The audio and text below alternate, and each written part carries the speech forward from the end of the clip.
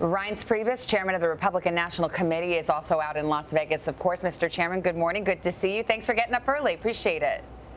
Hey, good morning, Savannah. Let's do some housekeeping. Donald Trump seemed to be flirting again with the idea this week of mounting an independent run.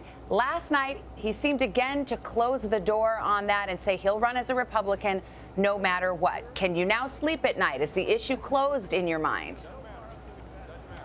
Savannah, it's been closed for months for me. I was never losing any sleep about it to begin with. I think that the media enjoys this little narrative about independent runs, but the truth is that there isn't going to be any independent in the White House. They're either going to be a Republican or a Democrat. I was never concerned about it. Donald Trump signed the pledge when I went to his office months ago, and he's never indicated to me any reason why he wouldn't honor the pledge, and I never doubted it. So it's never been anything I've been concerned about. Let's talk about another issue. There's open discussion among some Republicans of this notion of a brokered convention, that if Donald Trump were to be the nominee, that Republicans would get together at the convention and come up with an alternative and have a floor fight. Let me ask you directly, will you rule out this notion of a brokered convention? Well, Savannah, I don't know where that narrative comes from other than a fictional narrative that spun up last week that never happened. So, will you rule it out? Can you rule it out?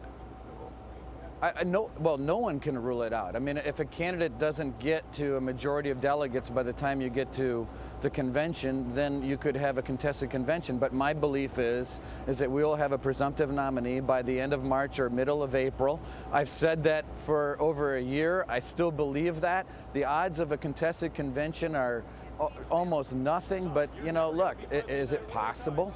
It's possible, but it's possible the Democrats would have a contested convention. Is it likely? Of course not. Well, but, and you know, it's something that. Go ahead. Sorry to interrupt. The discussion comes up because there's this feeling that if Donald Trump emerges as the nominee, that some Republicans will not be happy with that, and that they fear that it will essentially hand the election to Hillary Clinton.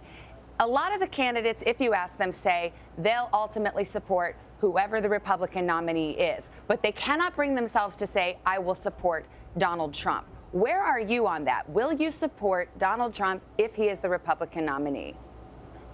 Of course. I mean, the point is the Republican National Committee is being built and is built for whoever the nominee is. So it doesn't matter whether it's him or someone else. One of the other 13 candidates who were on the stage last night, the Republican National Committee is built to be plugged into whoever the nominee is. And so we're going to support whoever the nominee is. And that means that whatever nominee can get a majority of delegates is the nominee of our party, and that's where we're going to be. You know, Trump is getting a lot of attention and certainly setting the agenda in terms of this ban on Muslims that he has proposed. You've been critical of it. You said that it would come at the expense of our values. Other candidates have criticized it in varying degrees, and yet Republicans support that idea. The poll I saw was 59 to 61% approve of that idea, and Trump is getting a bump out of it. He's at 41% in some polls. Where's the disconnect? Is he more accurately reflecting where the Republican voters are right now?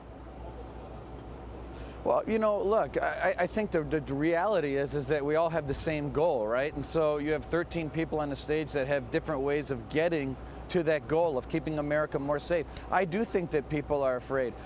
We're afraid. I'm afraid. I mean, I'm sure that you're all concerned about where we're at in this country and fighting ISIS and terrorism, and what happened a couple weeks ago in California frightens everybody. So, look. But you said it comes at the expense of our values, and yet you'll also support Donald Trump. And I'm just trying to put those two concepts together. Well, look, but here's the thing.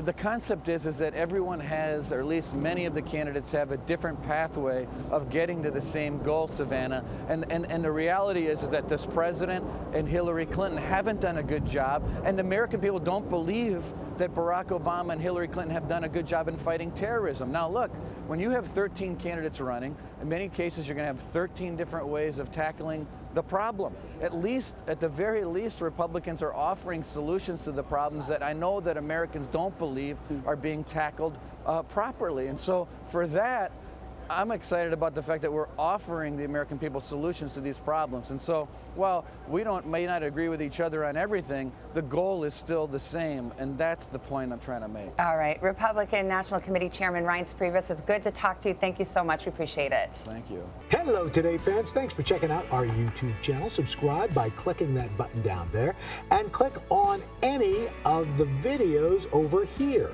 to watch the latest interviews, show highlights, and digital exclusives.